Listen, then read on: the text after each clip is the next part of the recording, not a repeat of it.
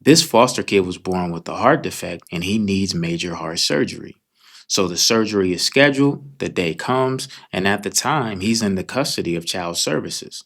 Now, what should have been an ordinary day of surgery for this kid turns into a dramatic, life altering event that no one could have seen coming. The kid's name is True, and he's a 4-year old from Omaha, Nebraska. And on the morning of his surgery, he's dropped off at the hospital.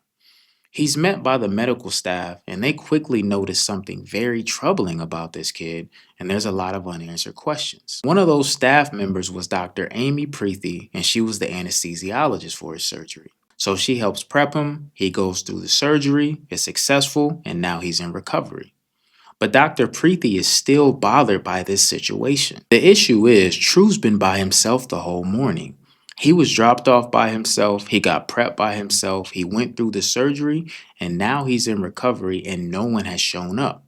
She can't understand how a 4-year-old has gone through all this by himself. And she says there has to be something that I can do for him. So on her break, she calls her husband Ryan and tells him, "We have to talk when I get home." When she gets home, she explains the situation. They both get on the same page. They foster True and they begin the adoption process. Now, if the story ended here, it would be the most beautiful story ever.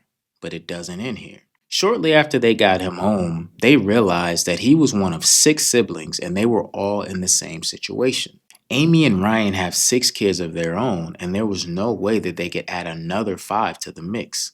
So Amy does the next best thing. She convinces her sister to adopt one of the siblings. She gets her sister-in-law and her husband to adopt one of the siblings. She gets a co-worker to take 2 of them, and that leaves 1 sibling left. So who ends up adopting that last sibling? Amy and her husband. So now all 6 kids are in loving homes with loving families to care for them, and they still get to spend time with each other. Shout out to Amy, shout out to Ryan, shout out to her sister, shout out to her sister-in-law and her husband, shout out to that coworker, and shout out to these kids. This is beautiful and a real dope story to me.